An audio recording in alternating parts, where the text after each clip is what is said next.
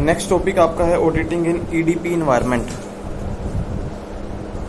EDP के बारे में हमने पहले ही लास्ट क्लास में पढ़ा था, इलेक्ट्रॉनिक डाटा प्रोसेसिंग सिस्टम।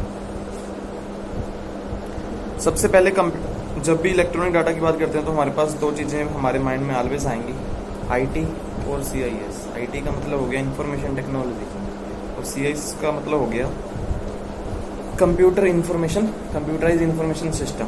आज के टाइम में जो भी ऑडिटिंग वगैरह होती है वो कंप्यूटराइज सिस्टम से ही हो जा रही है, मतलब डाटा जो सारा रिकॉर्ड हो रहा है वो कंप्यूटर वगैरह में ही रिकॉर्ड हो रहा है। पहला जो मेन क्वेश्चन आपके पास आ रहा है वो है scope of audit is in CIS environment, impact of CIS on auditing. Computerise information system का कहता है क्या इम्पैक्ट पड़ता है ऑडिटिंग के ऊपर। सबसे पहला पॉइंट उन्होंने बताया high speed and automatic initiation execution of transaction. हमारे पास जो डाटा रिकॉर्ड करने की स्पीड है वो बहुत ज़्यादा बढ़ गई।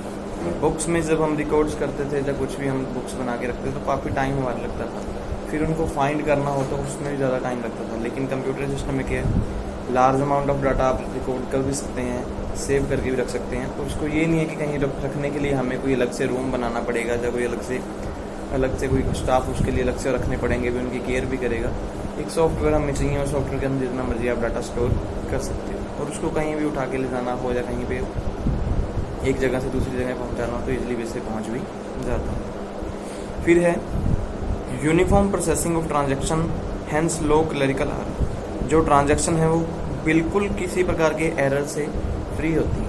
मीन्स जब हम कोई गलत एंट्री पास करने जाते हैं कंप्यूटर हमें पहले ही वार्निंग प्रोवाइड दे देते हैं। जब आप कोई मान लो अकाउंट्स में ही कोई एंट्री पास कर रहे हो, जिस एंट्री के बारे में हमें पता नहीं होता तो हम बिन देखे कोई भी एंट्री पास करेंगे या कुछ भी ऐसी एंट्री डेबिट क्रेडिट करेंगे तो उसमें एरर आ जाता है अगर वो एंट्री सही नहीं हो। तो इसका फ़ायदा यही होता है कि विदाउट किसी इसके साथ हम एंट्री फ्री ऑफ माइंड पास भी कर लेते हैं और क्लैरिकल एरर जो है बहुत कम निकलते हैं। बुक्स में क्या होता था, सम टाइम हम कोई एंट्री गलत पास कर भी देते थे तो उनको फाइंड करने के लिए बहुत सारी मेहनत करनी पड़ती, लेकिन अकाउंट्स में अगर ऐसी कोई एंट्री पास हो भी जाती तो इतनी कोई मेहनत करने की जरूरत नहीं, इजीली बेस पे फाइंड भी हो जाती है। अनइंटेंशनल और सिस्टम जनरेटेड एरर, जो भी एरर निकल के आते हैं वो अनइंटेंशनल होते हैं, मतलब सिर्फ सिस्टम जनरेटेड होते हैं। सिस्टम ने अगर कोई एरर दे दी तो हो गया, अदरवाइज कोई एरर निकल के आने का मतलब नहीं बनता। इनएक्सपीरियंस पर्सन, इसमें एक फ़ायदा ये भी होता है कि इस कंप्यूटर जो लोग इनएक्सपीरियंस होते हैं आज के टाइम में उनको टेक्नोलॉजी को सीखने को मिल जाता है। कोई बंदा जो स्टार्टिंग से बुक्स ही लिखे आ रहा था, अगर एग्जाम्पल ने जैसे कि अब बैंकों में काफ़ी पुराना स्टाफ जो बैठा है, पहले तो वो सारा काम हाथ से ही करते थे, सभी कॉपीज़ वगैरह लिखना जो कुछ भी हाथ से ही काम करते थे। लेकिन आज के टाइम में वही बंदे बैठ के कंप्यूटर भी चला रहे हैं, मतलब बैंकों में बैठ के सारे काम भी कर रहे हैं। कंपनीज में भी देख लीजिए, जो बंदे पहले सोचते नहीं थे भी हमने कंप्यूटर पे कोई ऐसा ऑडिट वगैरह जो कोई अकाउंट्स वगैरह कुछ करना है तो सारा काम कर लेते हैं। मीन्स टेक्नोलॉजी सीखने का फ़ायदा भी होता है। कंसंट्रेशन ऑफ ड्यूटीज़, हर एक बंदा क्या है अपनी ड्यूटीज़ के ऊपर कंसंट्रेट करता है विदाउट कोई कोई बंदा गैर जिम्मेवार काम करता ही नहीं है। जब उसको पता होता है कि उसका काम ये है तो वो कंप्यूटर पे इजीली बेस पे अपना काम वो कंप्लीट कर लेता है। लैक ऑफ ऑडिट ट्रायल, यहाँ पे हमें क्या ऑडिट की ट्रायल करने की जरूरत नहीं होती। हम बोलते हैं कि मान लो ऑडिट का ट्रायल बार बार करना पड़ेगा, कुछ भी है जहाँ पे ऑडिट में कई प्रॉब्लम्स आ सकती थी, लेकिन जब कंप्यूटर्स काम किया होगा तो ईजिली बेस पे ऑडिट करना भी सिंपल होगा, क्योंकि हर एक चीज़ की इन्फॉर्मेशन फटाफट वहीं से निकल जाएगी। आपको बस उसका रिकॉर्ड मंगवाना है तो ईजिली बेस पे निकल के आपके पास वो डाटा भी आ जाएगा। ऑडिट ट्रायल क्या होता है, इन्होंने ये लिखा है, ऑडिट ट्रायल का मतलब होता है कि आपके पास स्टेप बाय स्टेप रिकॉर्ड करने का एक तरीका होता है कि जो आपने एंट्रियाँ ट्रेस की गई हैं वो कैसे एंट्रियाँ जो पास की गई हैं उनको कैसे ट्रेस किया जाता है। मान लो किसी एंट्री में एरर आ रहा है तो उसको फाइंड करने के लिए स्टेप बाय स्टेप ही हम जाएंगे। सबसे पहले तो हम ये देखेंगे कि इसके अकाउंट्स में गड़बड़ आ रही है, फिर वो कौन सी एंट्री है, फिर उसके रिलेटेड अकाउंट्स निकल जाएगा आगे, जो आपने एंट्री पास की है उसको निकाल लेंगे। तो एक स्टेप बाय स्टेप प्रोसेस होगा। ये ऑडिट ट्रायल जो आगे एक दो प्रकार में आपको लिखा हुआ है इन्होंने, एक है स्पेशल और एक्सेप्शनल रिपोर्ट्स। कई बार ऑडिट में कुछ भी फाइंड करने के लिए आपको लगता है भी कोई एरर आ रहा है तो special reports means special audit जो आपको ऑडिटर खुद बोलता है कि उसको खुद एफर्ट लगा के फाइंड करना होगा, किसी के ऊपर वो जिम्मेवारी नहीं दे सकता। एक होता है टैगिंग एंड ट्रेसिंग, किसी बंदे या क्लाइंट्स को बोल दिया वो डाटा लेके आएगा, आप उससे डाटा वो रिसीव कर लेंगे। मीन्स एक बंदे को टैग कर लिया और वो आपको डाटा ला के देगा। थर्ड पॉइंट उन्होंने ये बताया अल्टरनेटिव रिव्यू प्रोसीजर, एक अलग से प्रोसीजर है। मान लो ऑडिट में कुछ फाइंड करना है तो आप क्या किसी बंदे को रिव्यू करेंगे। रिव्यू मान लो 5 बंदों को सिलेक्ट कर लूँगा, उनसे क्वेश्चन वगैरह करूँगा और क्वेश्चन से हम अपना आंसर निकाल लेंगे। एक टेक्निक इन्होंने ये भी बताई है, टेक्निक का मतलब है कैट। इसका मतलब होता है हमारे पास फुल फॉर्म इसकी कंप्यूटराइज्ड असिस्टिंग ऑडिटिंग टेक्निक्स। जैसे कंप्यूटर हमें असिस्ट करते हैं ऑडिट टेक्निक्स के लिए, वो पॉइंट्स भी हम यूज़ करेंगे। ये आपके टॉपिक में आगे लास्ट में एक बड़ा क्वेश्चन आएगा, उसको वहाँ पे डिफाइन कर लिया जाएगा। Auditor participation in SDLS LC and dependence on their other manual control. इसका मतलब होता है system development, life care control, ऐसा कोई सिस्टम होता है। मीन्स ऑडिटर का पार्टिसिपेशन होता है भी सिस्टम को कैसे डेवलप करना है। वो मैनुअल खुद अपना कंट्रोल बना के रखेगा और या फिर अदर लोगों को बोल के रखेगा भी आपने काम करना है तो कैसे करना है। इस तरह से भी ऑडिट किया जा सकता है। Internal control, environment and management supervision सबसे ज़्यादा ज़रूरी है ऑडिट में। जब भी ऑडिट का कोई ट्रायल होगा तो इंटरनल मैनेजमेंट होना बहुत ज़रूरी है। मीन्स कंपनी में सुपरवाइजिंग का काम कौन कर रहे हैं, उन बंदों को रिव्यू किया जाता है। सबसे पहले काम उन्हीं को देखा जाता है, क्योंकि सब कुछ पास करवाना, एंट्री ओके करना उन्हीं की जिम्मेवारी होती है, तभी वो एंट्री आगे पास होती है। यूज़ ऑफ कैट, जो कंप्यूटर असिस्टेंट टेक्निक्स हैं, इनको आगे हम पढ़ते हैं। 10 नंबर का क्वेश्चन आपके पास आएगा। फिर है impact of changes on business process. Business process में कहता है चेंजेस का इम्पैक्ट क्या पड़ता है। मीन्स पहले लोग जो वो हाथ से काम कर रहे थे, अभी जो है कंप्यूटर सिस्टम में आ गए हैं, तो उसका इम्पैक्ट क्या होता है। सबसे पहला पॉइंट उन्होंने लिखा है प्रोसेस ऑफ रिकॉर्डिंग ट्रांजेक्शन। जो हमारे पास ट्रांजेक्शन रिकॉर्ड करने का प्रोसेस था वो बिल्कुल ही चेंज हो गया। मीन्स बर्डन बहुत ज़्यादा कम हो गया। कभी बुक्स लिखने में पूरा पूरा दिन भी निकल जाता था, लेकिन अभी एंट्री पास करना है तो आप ज़्यादा एंट्री होंगे तो कम से कम 1 घंटे में भी खत्म कर लेंगे। इससे ज़्यादा मतलब रेगुलर कोई बंदा मैंने तो नहीं देखा हुआ भी अकाउंट्स में बैठ के लगातार काम करते चला जा रहा होगा, एंट्री पास के पास करते चला जा रहा है। अकाउंटिंग ट्रांजेक्शन, जब भी कंप्यूटर सिस्टम आया है तो हम अकाउंटिंग ट्रांजेक्शन एज पर उनके रूल के अकॉर्डिंग डालते हैं। पहले क्या था, अलग अलग बुक्स को उठाना पड़ता था, बुक्स फाइंड करो, बुक्स में एंट्री पास करो, फिर अकाउंट्स को फाइंड करो, क्योंकि बुक्स में कोई एक अकाउंट तो होता नहीं था, मतलब लेजर भी बनी होती थी। लेजर कम से कम भी इतनी मोटी लेजर होती थी, तो उसमें से अलग अलग बंदे का फाइंड करना, अकाउंट पेज आगे पीछे करना है। यहाँ पे क्या है, 3-4 बटन दबाओ, अपना इजीली बेस पे काम हो जाता है। डाटा स्टोरेज फाइल सिस्टम, जब से कंप्यूटर सिस्टम आया है तो हमारे पास डाटा स्टोरेज की भी एक फैसिलिटी हमें मिल गई है। डाटा स्टोर करने के लिए कोई अलग से कंपनी में अलग से कोई रूम या कोई अलग से बिल्डिंग बनाने की जरूरत नहीं है। आप छोटे से एक सॉफ्टवेयर, जैसे हम बोले कि पेन ड्राइव में बैकअप लेते चले जाओ, तो CD वगैरह में बैकअप लेके रख लो, तो हर एक कंपनी ऐसे अपना काम कंप्लीट कर लेती है। ऑर्गेनाइजेशन स्ट्रक्चर, ऑर्गेनाइजेशन स्ट्रक्चर क्या मतलब कि कंपनी का स्ट्रक्चर कैसे होता है। CIS में सबसे पहले EDB मैनेजर आपकी कंपनी में कहता ये पर्सन होने चाहिए। जब आप CS की बात कर रहे हैं तो EDB मैनेजर का मतलब होता है जिसकी ओवरऑल कंपनी में डेवलपमेंट के लिए जिम्मेवारी होती है। मीन्स एक कंपनी में इन्वायरमेंट को डेवलप करने वाला एक पर्सन होना चाहिए कि उसने कंपनी में कैसे काम करवाना है। दूसरा डाटा एडमिनिस्ट्रेटर, डाटा एडमिनिस्ट्रेशन किसकी जिम्मेवारी होगी, जो बंदा डाटा को स्टोर करके रखेगा, जो डाटा कैसे डेवलप करवाना है। डाटाबेस एडमिनिस्ट्रेशन, पहले मैनेजर, फिर उसके बाद एक हेड मैनेजर मान सकते हैं जैसे अकाउंट्स में, फिर उसके बाद डाटा मैनेजर भी होंगे। जैसे मान लो एक डिपार्टमेंट में बैठ के हम लोग काम कर रहे हैं, तो सबसे सीनियर पर्सन किसको बनाया हुआ है, जो डाटा के बारे में बताता रहेगा आपको भी एंट्री ऐसे पास करनी है, तो उसको हम डाटा बेस एडमिनिस्ट्रेशन पूछ सकते हैं। सिस्टम एनालिसिस, सिस्टम एनालिसिस का मतलब होगा एक पर्सन ऐसे भी होने चाहिए कंपनी में जिनको सिस्टम के बारे में प्रॉपर नॉलेज होगा। कई बार कोई सिस्टम में भी प्रॉब्लम आ जाती है तो इजीली बेस पे उसको भी सॉल्व किया जाना चाहिए। एप्लीकेशन प्रोग्रामर, एप्लीकेशन प्रोग्रामर का मतलब होगा कि जरूरी नहीं है भी कंपनी में फुल टाइम होना चाहिए, ये पार्ट टाइम भी चल जाते हैं। जब भी मान लो कोई सॉफ्टवेयर में कोई प्रॉब्लम आई तो उसको अपडेट कर दिया जाए। वैसे तो आज के टाइम में कहीं जाने की जरूरत पड़ती नहीं है, आप कस्टमर केयर कॉल करो तो आपको ऑटोमेटिकली सॉफ्टवेयर अपडेट हो जाते हैं। जैसे कि अकाउंट्स में जैसे टैली है, कोई न्यू अपडेट आएगा, आपको एक और टैली रीस्टार्ट करनी होती है, 2 बटन प्रेस करने होते हैं, Ctrl+F6 हो टैली अपडेट होती है। ज़रूरी है कि आपकी वो परचेज़ की होनी चाहिए। मीन्स कंपनी खुद ही सर्विसेज प्रोवाइड करती है, क्योंकि साल की हम मेंटेनेंस फीस उनको प्रोवाइड करते हैं। उसके बाद आपके पास operation specialist, operation specialist company में हर एक काम के स्पेशलिस्ट होने ज़रूरी है। जिस बंदे की जो जिम्मेवारी है अकाउंट्स में तो अकाउंट्स में अलग हो, HR का अलग होना चाहिए, मैकेनिकल डिपार्टमेंट है तो मैकेनिकल में अलग अलग बंदे स्पेशलिस्ट होने ज़रूरी है। लाइब्रेरियन, लाइब्रेरियन का मतलब ये है कि कंपनी में जैसे पहले मैंने बोला था बुक्स वगैरह होती थी, तो बंदा एक स्पेशल ड्यूटी पे रखा होता था, कि उसका काम फाइलें उठा के लाना और फाइलें दे के आना करती थी। यहाँ पे लाइब्रेरियन का मतलब ये होगा कि जो बंदा मीडिया को डॉक्यूमेंटेशन को मेंटेन करके रख सके। मीन्स आपके पास इस बात तो वही होगी भी एक बंदा स्पेशल अलग से रखना होगा, लेकिन इसमें से कोई अलग से बंदा रखने की जरूरत नहीं होती। जो बंदे कौन सा मैनेजेटिंग मीडिया, मतलब जो डाटा हमारे पास स्टोर है उसको कैसे आगे किसी को दिखाना है, वो तो सिर्फ जो एक बंदा आपके पास डाटा एंट्री पास कर रहा है वो ही आगे आपको प्रेजेंट भी कर सकता है। कई बार हमने रिकॉर्डिंग की होती है, मैंने एग्जांपल बोला भी मैं खुद नहीं आया हूँ तो मैंने रिकॉर्डिंग करके भेज दिया अपना डाटा, तो आगे किसी बंदे को दिखाना हो मीटिंग वगैरह में तो वो चल जाएगा। Modified internal controller base. Modified internal controller base का मतलब क्या होता है, जो हमारी कंपनी में कंट्रोल करने वाला बेस है उसको अगर मॉडिफाइड करना है कैसे करना है, वो मेन काम आपके पास मैनेजर्स का होता है। उनकी जिम्मेवारी होगी किस बंदे को चेंज करना है, किस बंदे को रखना है, वो डिसाइड करेंगे। फिर है रिक्वेस्ट वाइल ऑडिटिंग इन CS इन्वायरमेंट। जब आप कहता ऑडिट कर रहे हो कंप्यूटर सिस्टम में, उसकी मेन ज़रूरतें क्या हैं, मीन्स हमें क्या क्या चीज़ें चाहिए होंगी जिससे हमारा CS सिस्टम जो है कंपनी में लग सकता है।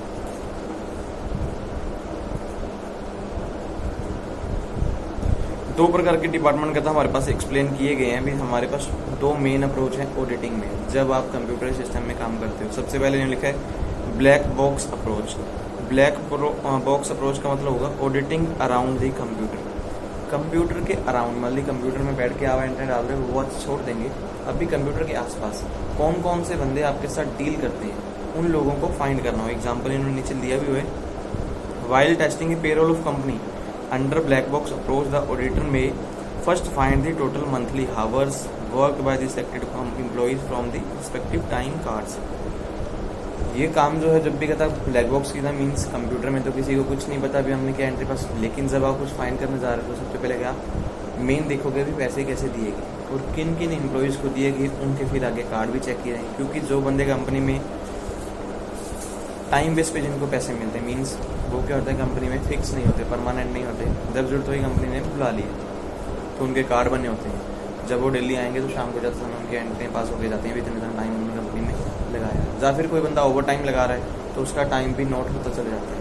तो ऑडिटर जो है पहले कहते हैं उसी को ही फाइंड करेगा। इसको हम बोल सकते हैं कंप्यूटर के अराउंड, मीन्स कंप्यूटर के बिल्कुल साथ बैठ के काम नहीं कर रहा, वो कंप्यूटर के आसपास जो चीज़ उसको फाइंड करनी है। नीचे कहता है कि उन्होंने चार्ट भी बनाया है। CIS सबसे पहले कहता है कंप्यूटर इंफॉर्मेशन सिस्टम, क्योंकि नॉलेज जो है या इन्फॉर्मेशन है वो तो कंप्यूटर से ही मिलेगी, किसी चीज़ को फाइंड करना है। सेकंड फिर क्लाइंट आउटपुट, कौन से बंदे हैं जिनसे वो डाटा निकला, compare with client output and client input करेंगे, फिर जो डाटा हमें निकल के आया उसको दोबारा हम कंप्यूटर में एंटर कर पाएंगे। एक है white box approach. White box approach का मतलब होता है ऑडिटिंग थ्रू दी कंप्यूटर। जब हम कंप्यूटर में ही ऑडिटिंग कर लेते हैं, किसी प्रकार की इन्फॉर्मेशन मिसमैच हो रही हैं तो वो अकाउंट्स हमने कंप्यूटर में ही फटाफट खोले और कंप्यूटर में ही वो एंट्रियाँ सही कर दी, तो इस अप्रोच को हम बोलेंगे वाइट बॉक्स अप्रोच। इसके लिए हमें कहता कुछ अलग से कुछ नहीं करता हमें, सिर्फ आपको कंप्यूटर एप्लीकेशन की टेक्निक्स की नॉलेज होनी चाहिए।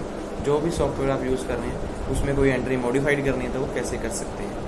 कई बार बंदा कोई एंट्री मॉडिफाई करने के चक्कर में डिलीट ही कर लेता है, बाद में फिर देखते हैं अमाउंट क्या वैल्यू क्या लिखी थी, उसी एंट्री को कैसे सेट करना है उसको हम बोलते हैं editing techniques. Audit process in EDP environment. जब EDP इन्वायरमेंट में ऑडिट होगा तो वो प्रोसेस क्या है, सबसे पहले evaluation the internal control system. सबसे पहले जरूरी है कि कंपनी में आपका इंटरनल कंट्रोल सिस्टम क्या है उसको इवेल्यूएट किया जाए। मीन्स कंपनी में जो काम हो रहा है किस बेस पे हो रहा है, कंपनी के ऑब्जेक्टिव क्या है, रिकॉर्ड बनते हैं तो कैसे बनते हैं। Second point checking the records. जो कंपनी के रिकॉर्ड्स हैं, जो भी बुक्स बना रहे हैं, जब कोई वाउचर्स हैं, बिल हो गए, जब आपने कोई सेल के बिल किए हैं उनके लिए बिल बुक्स तो लगी होती हैं, वो जब सभी चीज़ों को फाइंड करना। Explanation and information. जब आपको किसी भी प्रकार की कोई इंक्वायरी हो, किसी चीज़ को भी आप पूछना चाहते हैं, कोई एंट्री पास हुई है, उसका एक्सप्लेनेशन करने के लिए आपके पास बंदे होने चाहिए। मीन्स उसके लिए रिकॉर्डिंग वर्क के लिए कोई बंदा जिम्मेवार होना चाहिए, कौन सा बंदा जो है उस चीज़ को बताएगा। ये नहीं है कि कोई बंदा रिकॉर्ड के बारे में कोई इन्फॉर्मेशन देने वाला है अवेलेबल ही नहीं है, आपने किसी से कोई चीज़ पूछनी है तो बंदा इजीली बेस पे आपको डाटा के बारे में बताएगा। Analysis of financial statement. जब भी फाइनेंशियल स्टेटमेंट बनेंगे उनका एनालिसिस भी होना चाहिए। मीन्स किस बंदे ने बनाई और किस बंदे पे मैनुअल बनाई और रिपोर्टिंग बंदे ने करने वाला कौन था, उसको मैनुअल चेक करना ज़रूरी है। ये नहीं कि एंट्रेंट पास हो गई तो उनको कोई चेक नहीं करेगा। जब भी ऑडिटिंग होगी कंप्यूटर इन्फॉर्मेशन में पहले चेक किया जाएगा कि मैनुअल बेस बनाए तो किसने बनाया।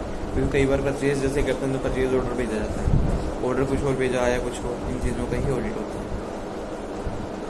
इन्होंने लिखा है EDP ऑडिट में सबसे पहले current IT trend. Current IT trend का मतलब क्या है, एंड यूजर कंप्यूटिंग। कंप्यूटर पे ही हमारा काम खत्म हो जाता है, हमें किसी अलग से बंदे के पास लास्ट काम कंप्यूटर का ही होता है। Declining hardware prices, increase in micro users.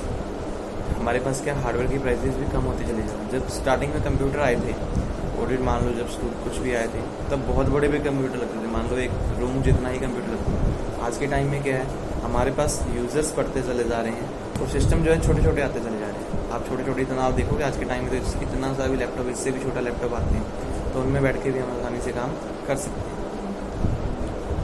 बहुत सारे सिस्टम के बाद उसके बाद लिखे RBDM एक्सटेंसिव यूज़, कुछ अलग से कोई होगी एक सॉफ्टवेयर वगैरह, मीन्स काफ़ी सिस्टम्स जो हैं जो इंफॉर्मेशन टेक्नोलॉजी के अकॉर्डिंग हम यूज़ करते हैं आज के टाइम में।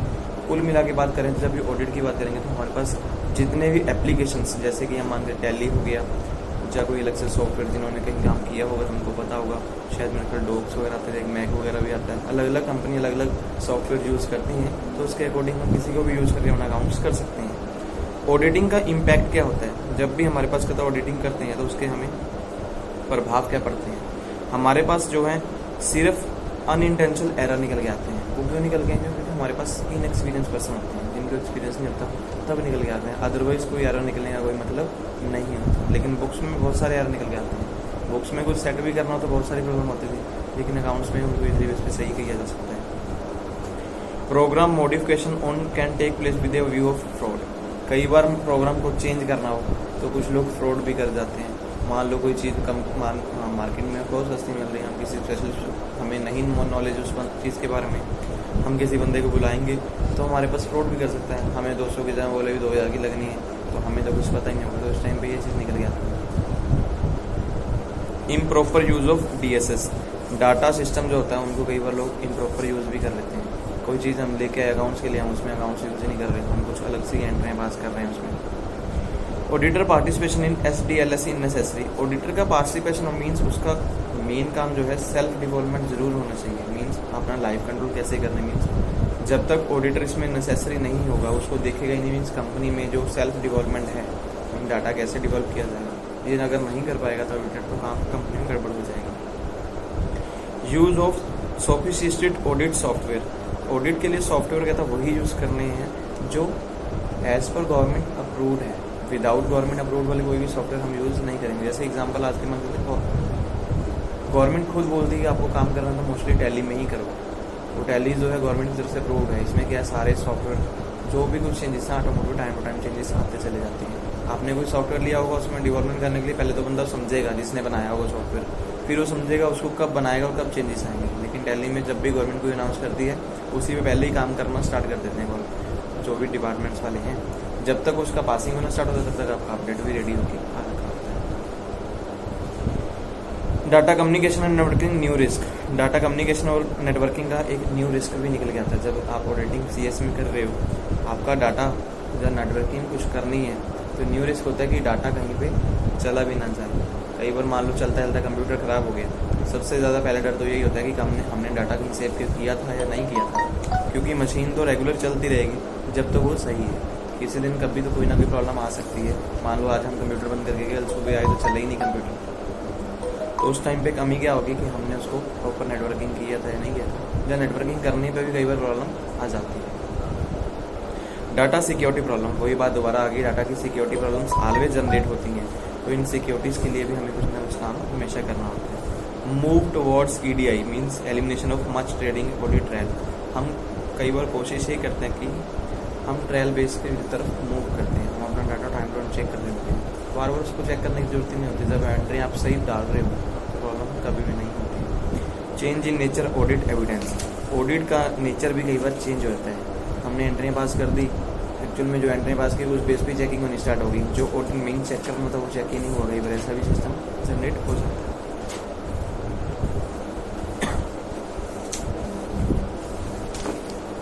नेक्स्ट टॉपिक आपके पास है auditing and EDP environment. EDP environment हमने पहले ही पढ़ लिया था, इलेक्ट्रॉनिक डाटा प्रोसेसिंग। जब आपका कंप्यूटर सिस्टम में सारा काम किया जाता है, मीन्स आपको हाथ से काम करने की जरूरत नहीं होती, उसको हम बोलते हैं EDP इन्वायरमेंट। इसके मेन फीचर में सबसे पहले आता है EDP इंफ्रास्ट्रक्चर्स। इनका इंफ्रास्ट्रक्चर मतलब ये नहीं होगा कोई रेल रोड लैंड या लेबर या कुछ नहीं है। EDP में अगर बात करेंगे सबसे पहले इंफ्रास्ट्रक्चर में आता है हार्डवेयर आप क्या यूज़ करेंगे, कोई भी कंप्यूटर। कुछ लोगों ने पर्सनल कंप्यूटर यूज़ किए होते हैं, कुछ लोगों ने नेटवर्क लैन का बारे में लिखा है लोकल एरिया नेटवर्क। कोई भी आपने नेटवर्क सिस्टम लगाया होता है जिससे आप उसको इजीली बेस पे काम कर लेते हैं।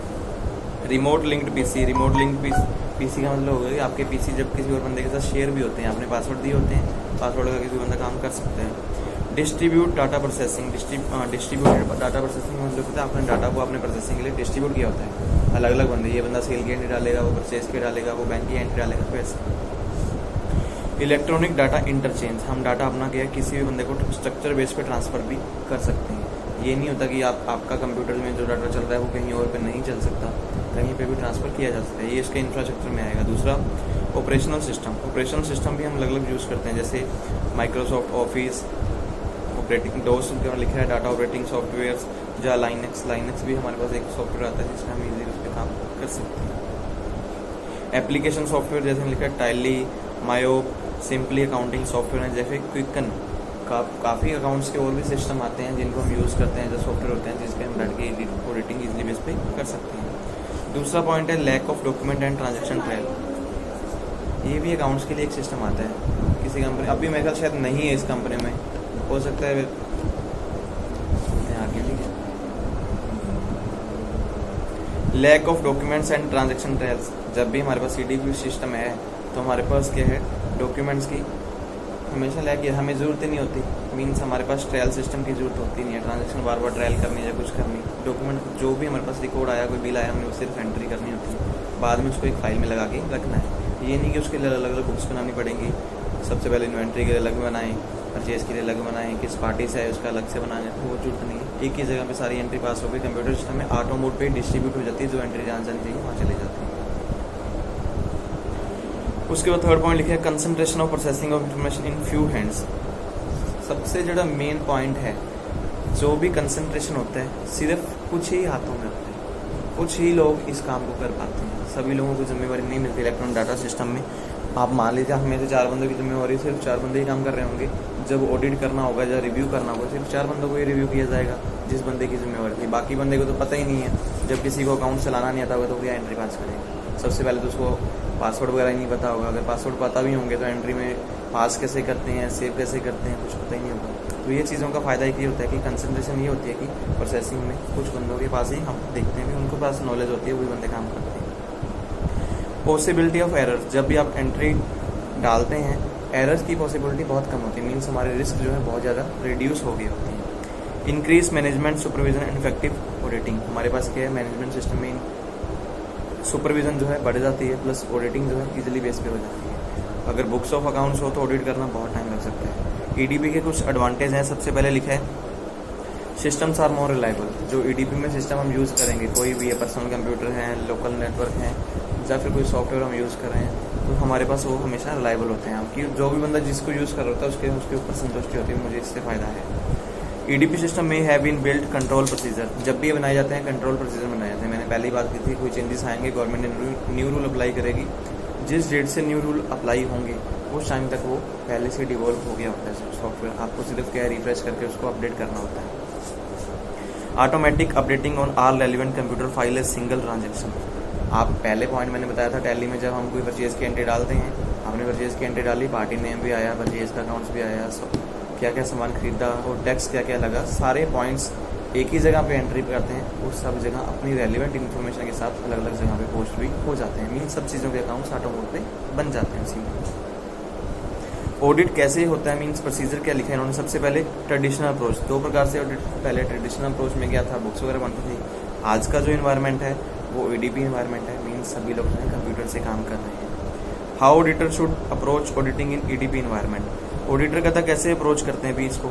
सबसे पहले अप्रोच क्यों करते हैं ऑडिटर, मेन काम क्या हो सकता है उनको, क्या होता है रिलायबिलिटी होती है कि जो अकाउंटिंग सॉफ्टवेयर हैं वो इजीली बेस पे उनमें काम भी हो जाता है, उनमें डाटा फाइंड करना होता है, इजीली बेस पे हम एरर भी फाइंड कर लेते हैं। उनको ये लगता है भी कंट्रोल सिस्टम होता है, कंपनी खुद भी इजीली बेस पे उसमें काम कर सकती है, अलग से कोई स्पेशलाइज पर्सन रखने की जरूरत नहीं होती। सिर्फ जिस बंदे को नॉलेज है कोई बंदा होगा। जब बुक्स ऑफ अकाउंट्स करते थे तो एक बंदे की बुक्स लिखने का काम नहीं होता था, अलग अलग बंदा लिखता था, फिर उस बंदे को उठा के रखने के लिए भी अलग बंदा रखना पड़ता था। लेकिन इस सिस्टम में क्या है, एक ही 2 बंदे बैठ के एंट्री पास कर रहे होंगे, वही बंदे अपना डाटा इजीली बेस पे फाइंड करके भी दे देंगे। तो इसलिए ऑडिटर जो बोलते हैं कि हमें EDP इन्वायरमेंट में ही काम करना चाहिए। इसमें हमारे पास कहता है एक तो टाइम डिलीट हो जाता है, मीन्स जो काम करने के लिए हमारे पास एक, मान लो हमारी कंपनी में 10 बिल आए या 15 बिल आए, जब बुक्स लिखते थे तो उसमें टाइम बहुत ज़्यादा लगता था। अलग अलग बुक्स लिखनी है, 10-15 बिल लिखने के लिए भी शायद कुछ टाइम बंदे पूरा दिन भी लगा देते थे। अभी 10-15 बिल एंटर करने हो ज़्यादा से ज़्यादा नॉर्मली मान के चलो 1 घंटा, इससे ज़्यादा तो ऐसे लगता ही नहीं है, क्योंकि बंदा आराम से अगर देख के भी पास करेगा। वैसे जिसकी स्पीड है वो तो फटाफट बिना देखे ही एंट्री पास कर देता है, बाद में टोटल मैच किया हो गया काम, तो इतनी जल्दी हम काम कर लेते हैं। Arrangement of resumption of system if uninterrupt, ये भी देखते हैं ऑडिटर इसलिए बोलते हैं कि हमारा सिस्टम जो है अरेंज कैसे किया गया है। अगर अनइंटरप्टेड है मीन्स किसी ऐसी जगह भी रखेंगे जहाँ पे कोई बंदा उसको चेंज करता नहीं, तो ऑडिटर क्या बोलते हैं कि ईडीबी एनवायरनमेंट में ही काम करो। Is electronic data processing generating output accurate and complete, अगर कंप्यूटराइज सिस्टम जो हमारा बिल्कुल प्रॉपर तरीके से हमें डाटा आउटपुट दे रहा है, तो हम ऑडिटिंग में कंप्यूटर यही बोलेंगे, सॉरी ऑडिटर आपको यही बोलेंगे कि आप इलेक्ट्रॉनिक सिस्टम ही यूज़ करो। Is there adequate security provision for the store data, जो हम डाटा स्टोर कर रहे हैं मीन्स सेव कर रहे हैं, उसकी सिक्योरिटी के लिए कोई अलग से हमारे पास रिसोर्सेज हैं, अलग रिसोर्सेज का। कई बार लोग किसी बंदे ने कंप्यूटर में काम किया, सेव भी कंप्यूटर में ही कर लेते हैं। मीन्स जैसे हार्ड डिस्क होती है, सी में हमारी टेलीट इंस्टॉल है, हम डी या ई एफ ड्राइव जैसे बनाई होती है उसमें सेव कर लिया। कंप्यूटर सिस्टम में ये भी बंदा कोई देखता है कि ऑडिटर ये हमेशा चेक करेगा आप अलग से अपना डाटा कहाँ पे स्टोर करते हो, कोई पेन ड्राइव में स्टोर कर रहे हो या फिर अलग से कोई हार्ड डिस्क रखी हुई है, जैसे CD वगैरह कोई रखी हुई है जिनमें आप रोज़ डेली बैकअप देते हो। फिर कंप्यूटर ख़राब हो गया तो कोई बात नहीं, वहाँ से हम रिस्टोर दोबारा कर लेंगे। Is the source of code of application soft with safe custody, जो हमारे पास सॉफ्टवेयर हम यूज़ करते हैं क्या वो सेफ कस्टडी है, मीन्स उनमें एंटीवायरस वगैरह यूज़ होते हैं या नहीं होते हैं। कई बार ऐसे भी होता है ना, इंटरनेट चलता है तो कई बार कोई एरर आने की वजह से सारा डाटा आउट भी जाता है, तो हमेशा ये भी देखा जाता है कि जो सॉफ्टवेयर आप यूज़ कर रहे हैं अगर उनमें सिक्योरिटी है तो ऑडिटर खुद बोलेंगे कि आप EDP में ही काम कीजिए। Assess inherent and control risk, जितने भी हमारे पास के रिस्क होते हैं उनको इजीली बेस पे असेस किया जा सकता है और उनको कंट्रोल किया जा सकता है या नहीं किया जा सकता, तो ऑडिटर खुद बोलेंगे कि आप EDP यूज़ कीजिए। Effect of inherent and control risk, जब हमारे पास कहता कभी भी रिस्क आएंगे तो हमारे पास रिस्क का हमें इफेक्ट क्या होते हैं, हमारा काम ख़राब हो जाता है। मीन जितना डाटा आपने खुद यूज़ की है उनको दोबारा से एंट्री पास करनी पड़ेंगी। तो अगर इन चीज़ों को पहले से असेस कर लिया जाए, मीन्स हमारे पास नॉलेज हो, तो हम क्या है खुद ही ऑडिटर बोलेंगे कि आप इनको ही यूज़ कीजिए, क्योंकि इनको यूज़ करने का फ़ायदा है कि आपका टाइम बचेगा सबसे ज़्यादा। फिर उसके बाद आपके पास लिखे उन्होंने ऑडिटिंग टेक्निक। एडिटिंग टेक्निक हमने 2 प्रकार की पहले ही पढ़ ली हैं, एक हमने ब्लैक बॉक्स पढ़ी थी, एक हमने पढ़ी थी वाइट बॉक्स। ब्लैक बॉक्स का मतलब होता है अराउंड दी कंप्यूटर, कंप्यूटर के बीच में आप कुछ नहीं फाइंड करने वाले, आप कंप्यूटर के बाहर फाइंड करेंगे जब सारा कुछ फाइंड करेंगे। सेकंड हमने पढ़ी थी white box techniques. White box में टेक्निक में था कि कंप्यूटर के अंदर ही जितनी आपने एंट्री डाली हुई है, मीन सबसे पहले जो डाटा कंप्यूटर में आपने एंटर किया है उसको टेस्ट किया जाएगा, उस डाटा में मॉडिफिकेशन करनी है, उसकी फैसिलिटी हमें होती है, इजली बेस पे फैसिलिटी को हम चेंज कर लेंगे, मीन्स उसको चेंज करना तो चेंज भी कर सकते हैं। और वो सॉफ्टवेयर जो है, सॉफ्टवेयर में भी प्रॉब्लम आई तो उसको सॉफ्टवेयर को डिवॉल्व भी दोबारा किया जा सकता है, तो उसको हम वाइट बॉक्स बोलेंगे। मीन्स हम कंप्यूटर में जो भी एंट्रीज हमारे पास थी उनको उसी में चेक करके ही हमारे पास ऑडिट जो है हो जाएगा। फिर इसमें कहता हमारे पास ऑडिटिंग प्लानिंग आता है। ऑडिटिंग प्लानिंग का मतलब क्या होता है, जब आप ऑडिट करना स्टार्ट करना चाहते हो तो ऑडिट करना कैसे, उसकी प्लानिंग स्टार्टिंग में ही करना। मीन्स हम एक प्लान रेडी करेंगे भी जो ऑडिट करना है, किस डिपार्टमेंट में कैसे करना है। प्लानिंग करने के लिए सबसे पहले हमारे पास शेड्यूल देखे गए हैं। शेड्यूल में सबसे पहले पॉइंट इन्होंने जो बताया प्रोसीजर, हम सबसे पहले ये देखेंगे किस चीज़ को हमने फाइंड करना है, मीन्स स्टार्ट करना है ऑडिट तो कहाँ से स्टार्ट करेंगे। उसमें रिस्क देखेंगे भी, जब चीज़ हम फाइंड करने जा रहे हैं उसमें हमें रिस्क क्या हो सकता है। 2 अलग अलग इन्होंने पॉइंट ही बताए हैं, प्रोसीजर और रिस्क। किसी भी चीज़ को मान लो आप कहता फाइंड कर रहे हो, कोई भी एग्जाम्पल डिपार्टमेंट मान ले, जैसे एग्जाम्पल सबसे पहले मान के चलते हैं, इन्होंने लिखा है find out the process of register new users of the system. हम न्यू यूज़र फाइंड करके चलते हैं, मान लो सिस्टम के लिए न्यू यूज़र आए हैं, कोई बंदे कंपनी में काम कर रहे थे, वो बंदे काम करके छोड़ के उनकी जगह न्यू बंदे आ गए। सबसे पहले हम उसमें क्या देखेंगे, हमें रिस्क क्या हो सकता है नए बंदे से। कुछ दिन तो हमें डेली बेस पे काम उनका चेक करना ही होगा, मान लीजिए 10 दिन हो गए या 15 दिन, कोई बंदा जो काम करके जा रहा है उसको मैं शाम को एक बार खुद चेक करके जाऊँ, तो रिस्क रहता है कि वो बंदा क्लैरिकल मिस्टेक कर सकता है। सेकंड पॉइंट जैसे उन्होंने बताया कि reliability of procedure taken by when a previous user is required to leave और stop the using the machine. हमें ये चीज़ भी देखना होता है कि जो प्रीवियस यूजर था किस टाइम पे मशीन चलाता और किस टाइम पे बंद कर रहा था। तो इस टाइम पे रिस्क हमें ये भी होता है कि जो नया बंदा आएगा कई बार बैठा सो गया, मशीन चलती रहेगी, 50 की जगह 100 पीस बना दी और टेढ़ी मेढ़ी बन गई, ठीक है। एंट्री 10 पास करने, 10 की जगह 100 ही पास कर गया, बटन नहीं दबाने थे, देखो क्या दिक्कत है। तो ये चीज़ को हमें रिस्क रहते हैं, तो इन चीज़ों को हम देख सकते हैं। जब भी ऑडिटिंग प्लानिंग होगी तो ये प्लानिंग में चीज़ देखी जाती है, ठीक है। तो काफ़ी पॉइंट हम लेंगे, एग्जाम्पल इसी को आप देख सकते हैं। Nature, timing and extent of the auditor procedure. जब भी ऑडिटर की प्लानिंग की जाएगी, सबसे पहले तो नेचर फाइंड किया जाता है कि किस चीज़ का ऑडिट करना है, उसमें हम टाइमिंग कितनी लगाएंगे, उन किन किन चीज़ों को कैसे कैसे यूज़ करेंगे, मीन्स कितना डाटा हम फाइंड करेंगे और कौन से मेंबर अपने साथ मिलाएंगे। Conclusion drawn from the evidence obtains. जो भी हमें एविडेंस मिलेगा, जो भी सबूत मिलेंगे यहाँ पे कोई प्रॉब्लम है, उसी से ही हम अपना रिपोर्ट्स रेडी करेंगे। विदाउट कोई एविडेंस मिले हम रिपोर्ट रेडी नहीं करेंगे। Safe storage of evidence in electronic form. जो भी डाटा हम बना के आएंगे उसकी स्टोरेज भी हम सेव कर सकते हैं, वो भी हमेशा इलेक्ट्रॉनिक फॉर्म में। कभी किसी डाटा का बैकअप लिया देखा है? जैसे टैली में बैकअप लेते हैं, एक XMS फाइल बन जाती है, उसको ऐसे नॉर्मल ओपन करना हो, ओपन ही नहीं होता। बताइए टैली जब खुलेगी तो फिर टैली में ही ओपन हो डाटा, इसके बाद टैली भी वो ओपन करेगा। अदरवाइज जैसे हम एक्सेल चलाते हैं, वर्ड चलाते हैं, कोई बंदा वर्ड की फाइल खोले खुल जाती है, चेक कर सकते हैं। लेकिन जो एप्लीकेशन सॉफ्टवेयर होते हैं उनको नॉर्मल से खुल ही नहीं सकते। आप कंप्यूटर में टिक टिक करे जाओ, चलना ही नहीं।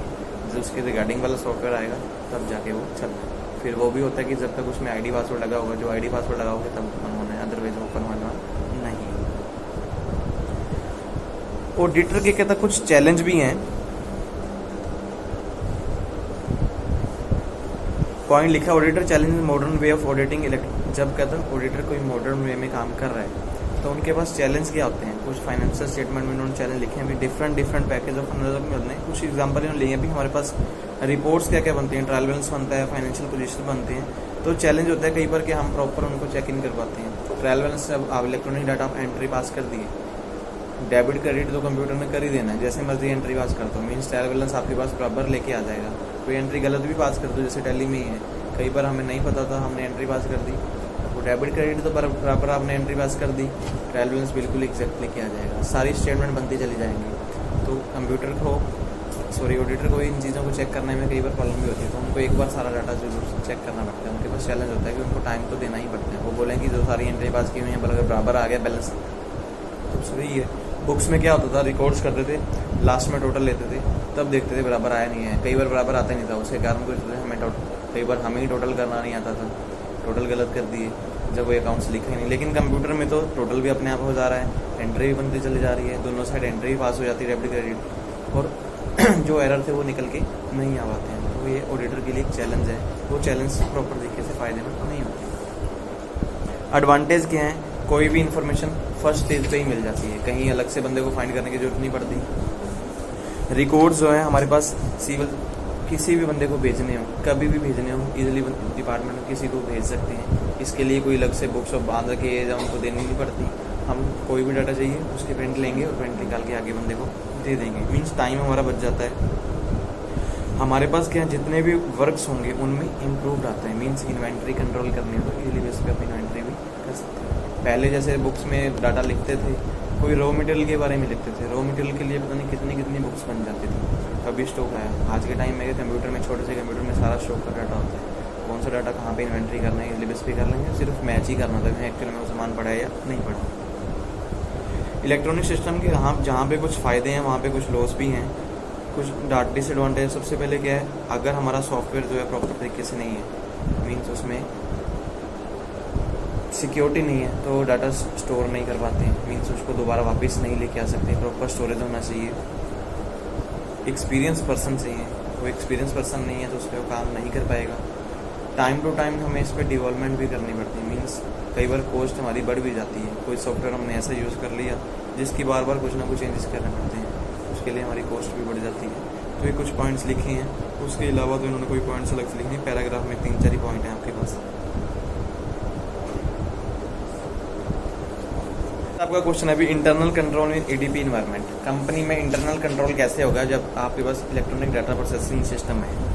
आपको 3-4 पॉइंट होंगे जो अपने माइंड में रखने होंगे जब भी इंटरनल कंट्रोल करना है। सबसे पहला पॉइंट लिखा है असेस कंट्रोल रिस्क, किस चीज़ को कंट्रोल करना है जिसपे हमें रिस्क हो, उन चीज़ों को आपको देखना होगा। जैसे हमने पहले ही बात की थी, अगर कोई न्यू बंदा आया है तो वो एंट्री पास करेगा तो उसमें हमें क्या क्या रिस्क हो सकते हैं, आपको इन चीज़ों के बारे में पहले से असेस करना होगा।